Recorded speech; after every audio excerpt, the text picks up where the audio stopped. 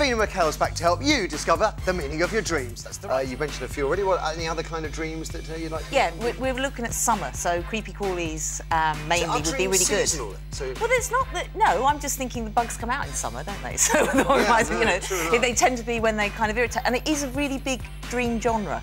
There's a lot of common dreams about ants and spiders and bees and flies and moths and hornets and all those kind of things that we don't particularly like. I mean, obviously, they can have very specific meanings, but obviously they can also bring up people's deepest fears because people have phobias about those particular things. OK, no, that makes sense. But I'm very happy to take dreams on all the normal flying, falling, chasing, dying, trapped. Killing. Yeah, all of those. First, though, my turn. So I watched this hit rockumentary, Anvil, which is the story of a not very successful Canadian heavy metal group. It's a kind of a hit movie.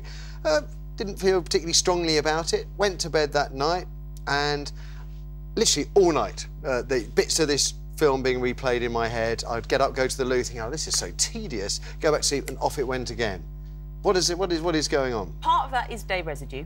I.e. you just saw it just before you went to bed, so it's going to start to recall. But even with day residue dreams, there's some significance. So the fact, what is it's repetitive or tedious in your own life? Maybe where, yes. So look, yeah. How long have you got? Yeah. So look at those irritating. So what it did, it used that documentary to illustrate to you where the tedium's showing up in your own life. So that's where you need to look at. It's nothing particularly to do with Anvil and the rock group, but it will use something like that. Your mind will use the closest thing it can find to illustrate its point. Can I ask another, because I know we've got phone problems at the moment. We've just lost all our callers. I had one last night which, ironically, was about spiders, and I didn't know we were going to be doing spiders till I got in this morning. I say it's about spiders. Dr. Miriam Stoppard was in it. She's not very well at the moment. Wish her well. And she was in it, and the only thing I can really remember is she was in it, and there was a kind of red cord, like a rope, and that had spiders on it. Lots of spiders? Lots of spiders. Little ones, big ones? Little ones, OK. And I had seen a spider. What was the feeling? Were you scared of the spiders? No, and yet I am scared of spiders. Yeah. Actually, spiders are an archetype of the Great Mother. They're always to do with weaving the world into being in a lot of indigenous cultures, things like that. They have a feminine attraction. It's interesting, colours come up in your dreams very clearly, don't they? Red is to do with sexuality, your passions, oh my God, your heat. Don't tell me this is going down the old Oedipus line. No. But interesting, Miriam Stoppard, she would represent somebody like, again, a mother-type figure. She's a mumsy figure. So there's a lot about, and spiders often turn up at a moment of destiny, when there is some decision you need to make in your life that is quite a moment of destiny. Now, to do with your basic primal urges, things that you are deeply passionate about, and maybe right now you feel you need advice around that, which is why Dr. Miriam Stoppard turned up, because it's like, I don't know how to make this decision, but I know I need to make a decision that's going to be quite influential and profound in changing where I'm going and what direction I'm heading. OK. So I'm not going to have sex with my mum? No. Great. OK. Let's throw it open to you. Well, you've got to ask. You might change the nature of your relationship, though. That's very interesting. Because that kind of is a very destiny-type question, and it is to do with the feminine and networks and collaboration and community, all of that. OK. You're good. How are we doing on the phones, Kirsty? Are they working? Yes, they are now. Online one, we've got Maureen, who's dreaming about her feet. Oh, Maureen, good morning. Morning. Beautiful plates of meat, is that what they're like, your feet? No, I keep having this dream where I find myself barefooted, and I'm in an area of glass, broken glass, or rough gravel. Right. You know. And that's it's been going on for quite some time. Do you walk across this glass or gravel, or you run across it, or just anything else happen? Well, I sort of tell myself it's only a dream, and then I just carry on, and then I just carry on and walk across it, and nothing happens, you know. Hi, Maureen. Hi. Feet are to do with our connection to the earth. Obviously, they're what keeps us grounded, you know, feet on the ground. So there is something in that dream where perhaps you don't feel terribly grounded, in control of your life. something about the progress that you need to make. You're obviously having to very tentative. You've got to walk across glass, or it's a bit like the old hot coals sort of theory. You're making very tentative steps into your future, and your future doesn't feel safe, and the progress you're making doesn't necessarily feel safe to you at the moment. So it's areas around that. It's like, where are you going? What progress are you making? And do you feel physically connected in your body, grounded on this planet right now? Around that area. Yeah, that might make sense. Yeah.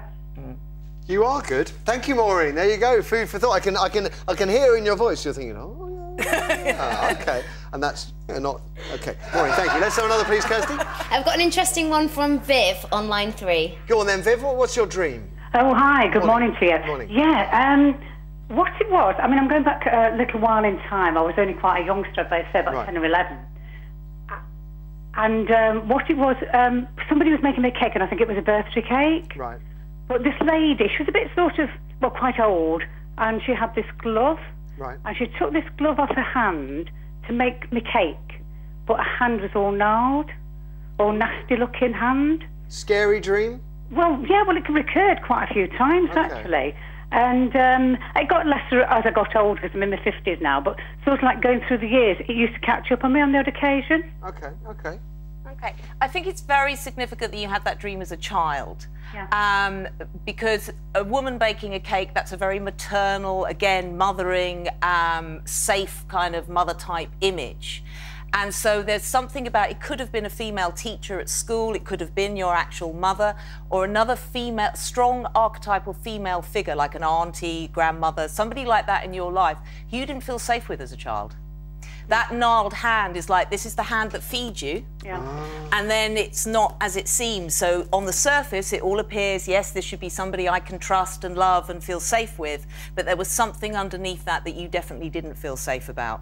Now, you may not have conscious awareness of that, and obviously you've moved away from that situation, which is why the dream has diminished as you've got older. But certainly, perhaps that triggers something that may have occurred then. How interesting.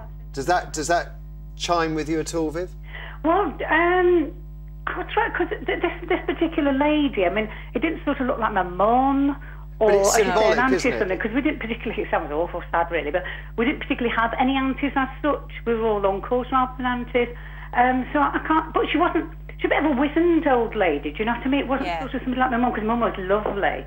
But yeah, some wizened old lady with a strange hand, and it's sort of like, it was very spooky as a child, I have to say. Oh, I can imagine. I found the same with Michael Jackson, his one-gloved hand, but there we go. Viv, thank you for the call. Let's get one more, and we can easily do one more, I think. We've got Claire on line 4, Matthew. Morning, Claire. Morning. Hi there, what's your dream about? Well, it's when I was pregnant with my daughter. I dreamt that when she was born like vacuum packed. She was born what? Vacuum packed. Vacuum packed? Yeah. For added freshness? Like, you know what you get for making your holiday suitcases smaller, all the things in your suitcases smaller. I dreamt she was born like that and she was really hairy. Okay, sort of shrink wrap, vacuum packed baby. But you did give birth to this child, all right, Claire? It's just fine. Yeah, good. No, women that are pregnant and about to give birth have huge amounts of anxiety dreams about all sorts of things, because it's a massive life-changing undertaking to go through. And it does bring up masses of fear of, is it going to be all right, is the child going to be okay, and things like that. So that whole, it was like, that would have tapped into your kind of need of, I just want this to all go really well and be delivered safely, in a sense. I'd like to go and pick up my baby at the supermarket rather than through the birth. It'd be around that kind of situation. So it's just part of that anxiety that you've obviously get over with. I just wondered what that was about. I bet. Fascinating stuff, Claire. Thank you. We've got to wrap it up there. That follows in nicely. Shrink, wrap it up. As we're all out of time. Fascinating stuff once again, Davina. I can't thank you enough.